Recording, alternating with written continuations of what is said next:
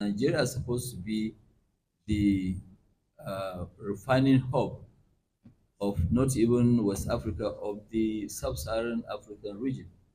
We have the crude and we have the refineries. Uh, if our own, continues to work, you have the NMPC's refineries. So Right, everyone, welcome to Pulse Media Services. Now, we have Aliko Dangote, the richest African man, who is now really deep into the oil and gas sector, giving a big fraud alert to the federal government concerning Ahmed Farouk, the MD of Nigeria Downstream, Midstream, Petroleum Regulatory Authority, of something that's so pathetic that Nigerian government need to swing into action.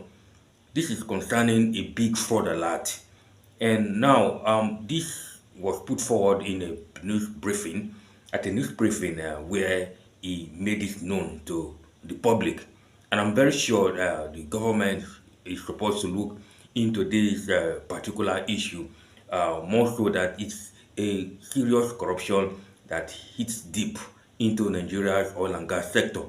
Now, I want you to watch this particular video, then I will come back with my take.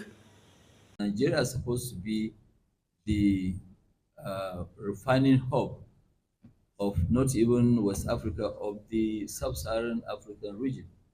We have the crude and we have the refineries. Uh, if our own, continues to work, you have the NMPC's refinery. So our own and NMPC is over 1 million tons. 1 million tons can feed the entire West Africa and Central Africa.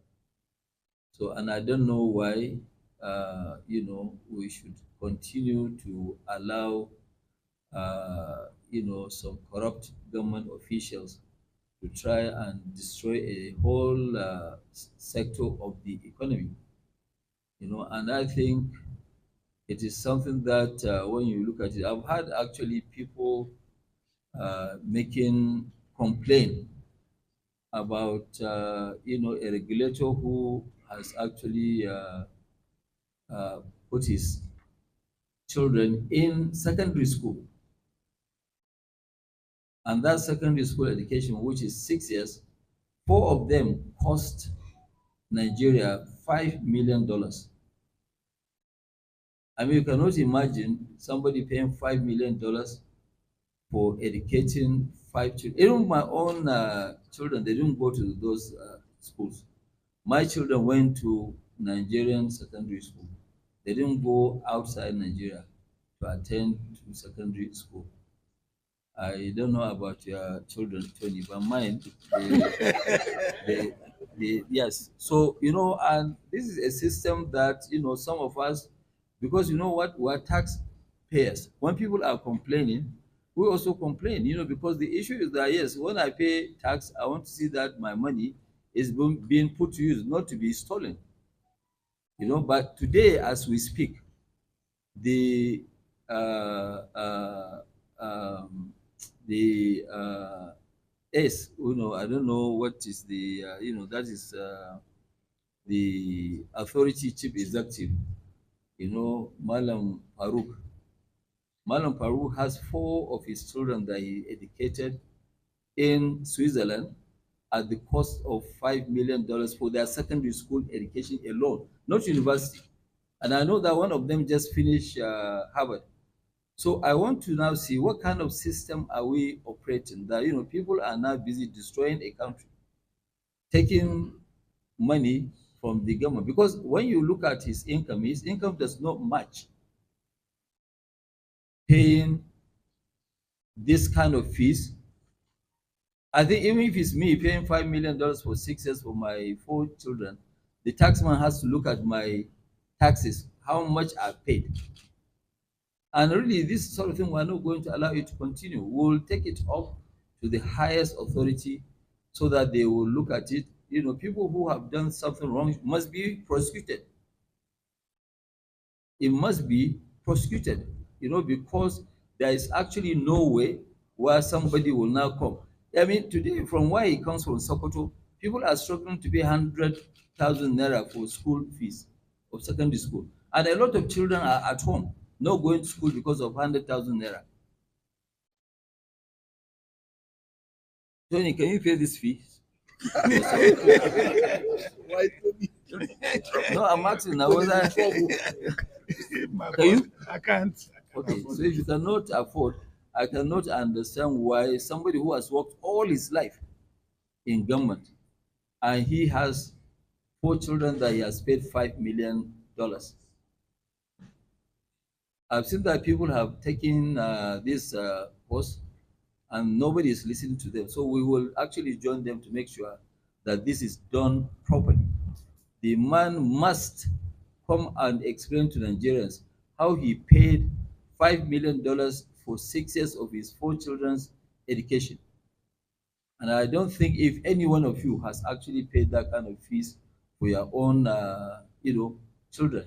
So we can't allow this to continue because we must make sure that people don't come and destroy a country just because they want to make a living that is not genuine or that is not, legal.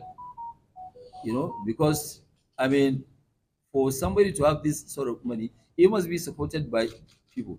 He should come out and tell people how did he make $5 million to educate his children in Switzerland with a cost of $5 million. And when these questions are answered, before we go to the to the court, he should come out and reply.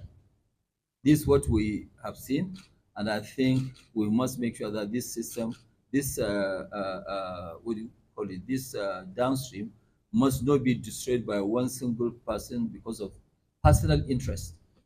Looking at Dangote, the oil and gas sector is breeding by corruption in Nigeria, and of course, if you have actors like Aliko Dangote, who has invested in various sectors of the economy, and this time around, he has come to the oil and gas, making his inroads into this sector, really gives a lot of discomfort to some people. Now, the government definitely needs to look into this, coming out to give this type of terrible allegation that the Farouk Ahmed pays as much as $5 million for his secondary school education, the school fees of his secondary school children in Switzerland. And he is, even in that briefing, he said he himself cannot even afford it. Now, is why are people, the question now is that how is this corruption being perpetrated that government are unable to really checkmate these guys? Is it that Nigeria is so rich, or the system is so has a lot of loopholes that we, at the end of the year, or even within the service year, government officials cannot even pinpoint this corruption even while the person is still in office? Because in a country where government keeps on bringing up policies towards taxing the masses the more, then you have a single individual paying up to $5 million for the school fees of his secondary school fees for his secondary school children. Is so preposterous in a nation where poverty is the order of the day. Now, what do you think government needs to do concerning this entire scenario? Because since 1999, there's hardly any government in power that we haven't witnessed one or two people that have caused serious corruption damage to each of those administration. Now, this definitely is one damage, getting too much in this country. What do you think government needs to do concerning this matter? Please let me know in the comment section. Don't forget to like, share, subscribe to this channel. This is Boss Media. I'll see you in another video.